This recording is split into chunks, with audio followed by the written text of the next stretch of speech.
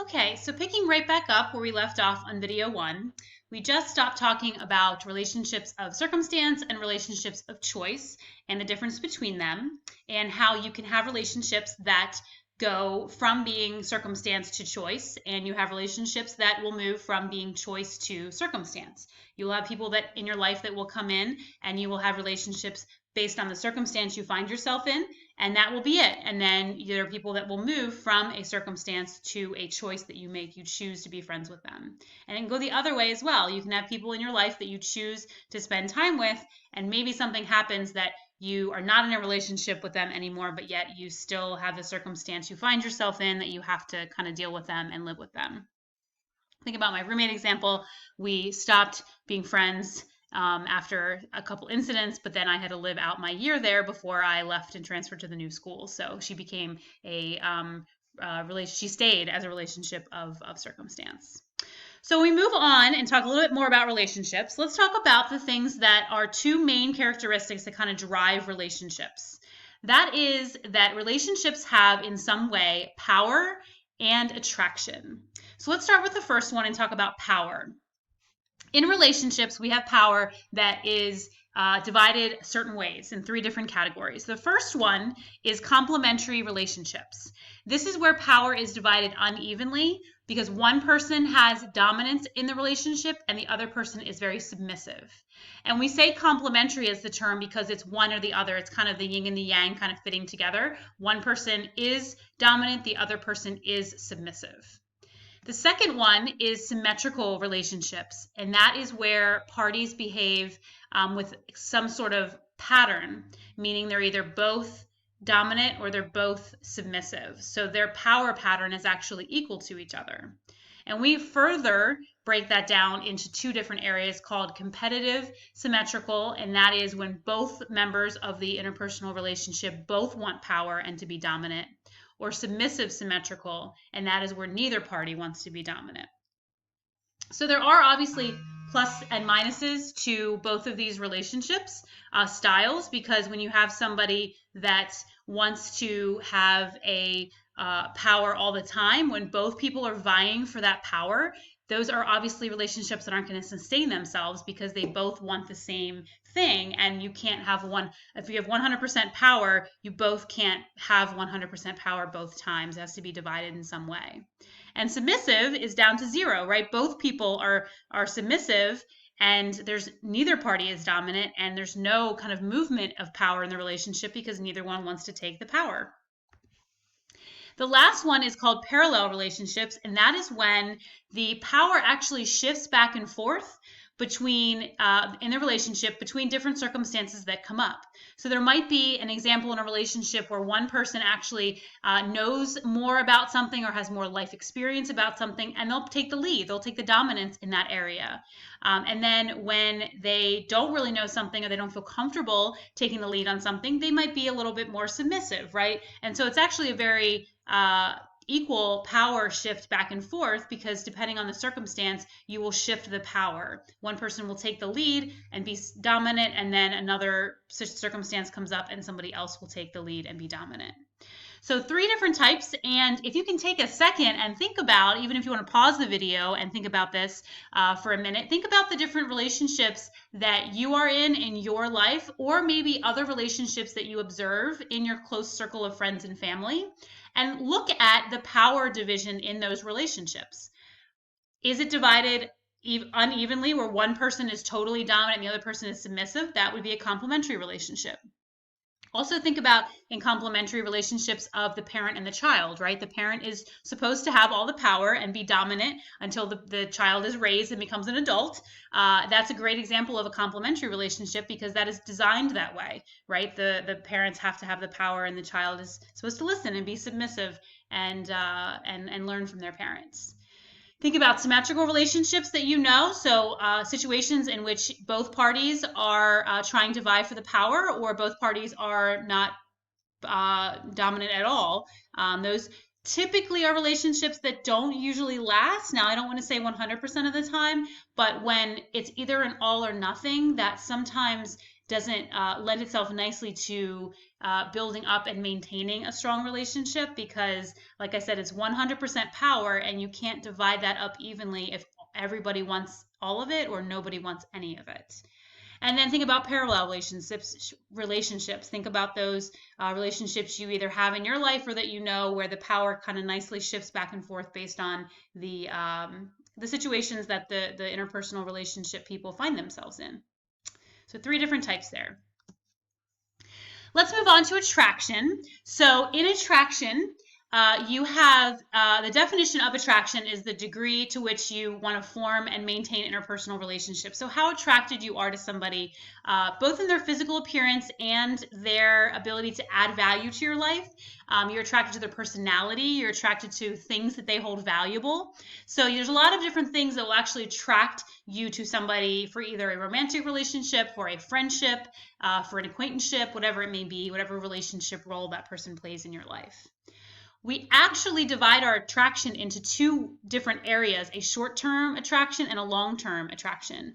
And these are the things that happen in our lives that we actually deem as evaluating how we value this relationship, how short-term it's going to be or how long-term it's going to be.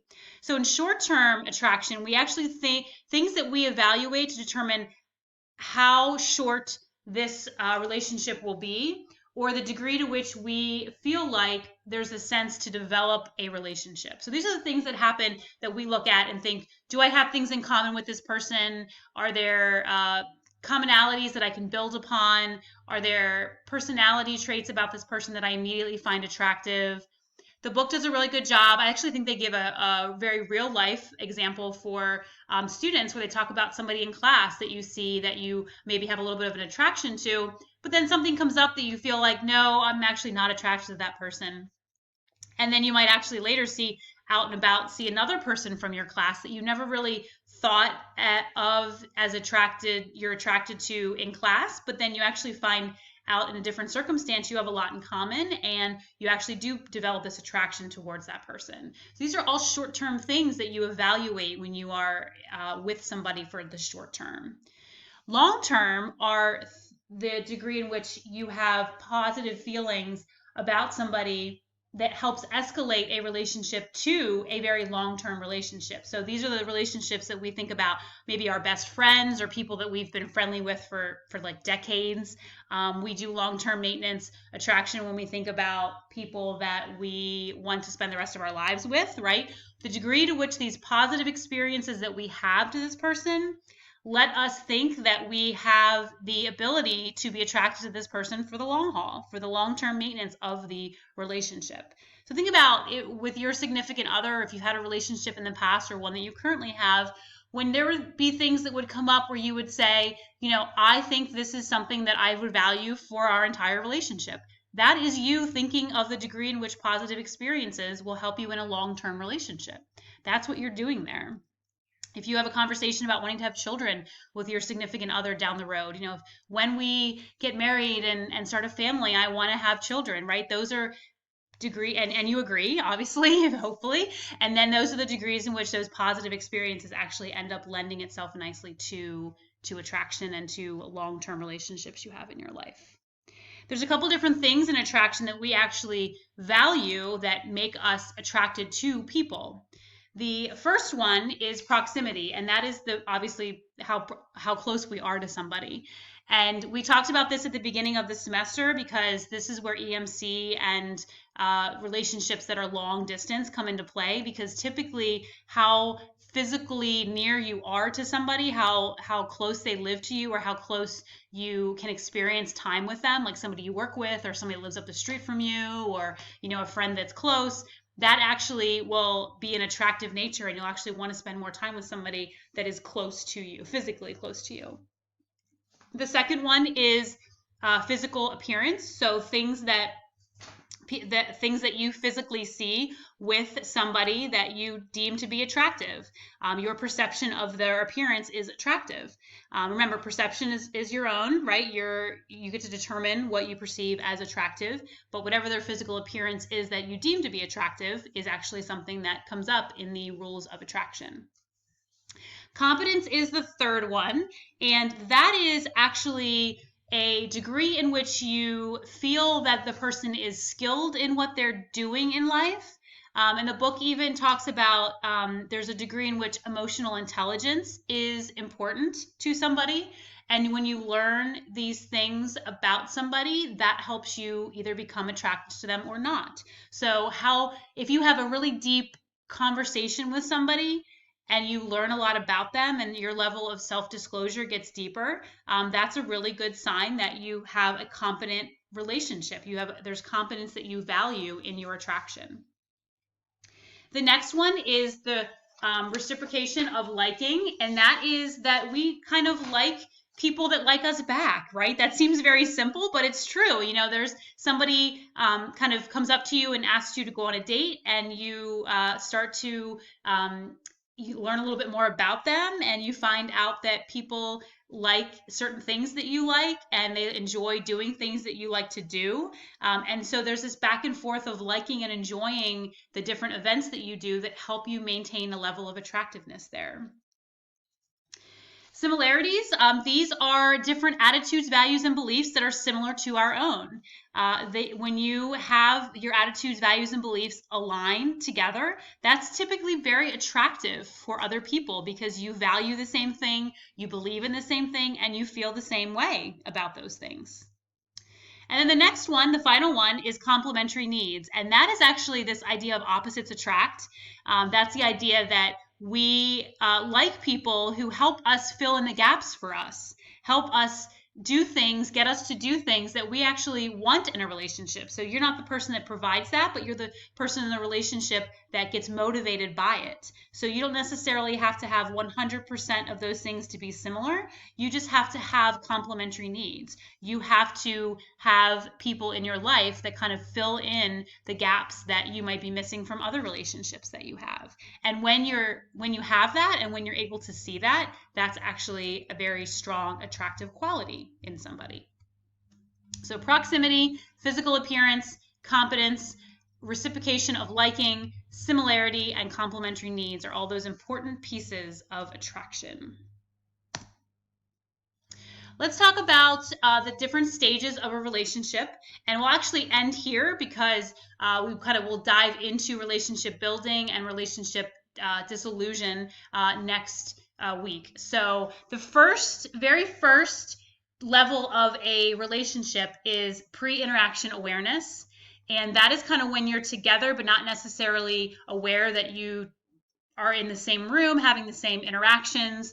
You're just kind of together. So I'm going to go along with the example of finding somebody in your class that you develop a relationship with. So pre-interaction awareness is kind of like, this person's always been sitting 2 rows behind me. I've always known that person to be in that area, but I don't necessarily think that you would, pre-interaction stage, you wouldn't really know the person's name or anything about them.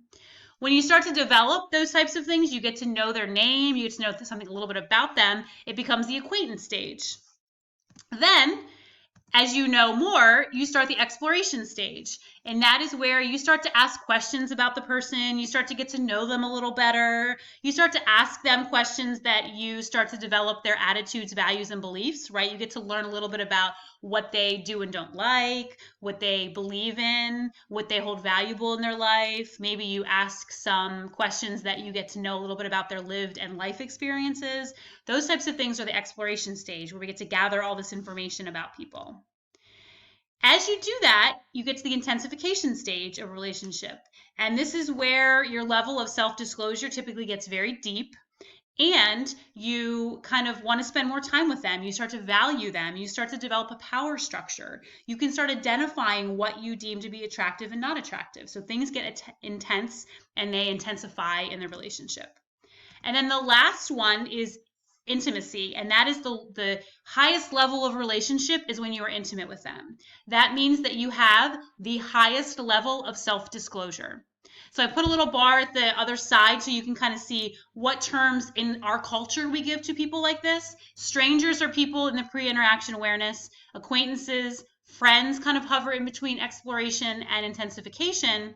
Very close friends are intensification. And then our best friends, our family members we're closest with, our spouses, the people that we have intimate relationships with, are at the level of intimacy. And those are the stages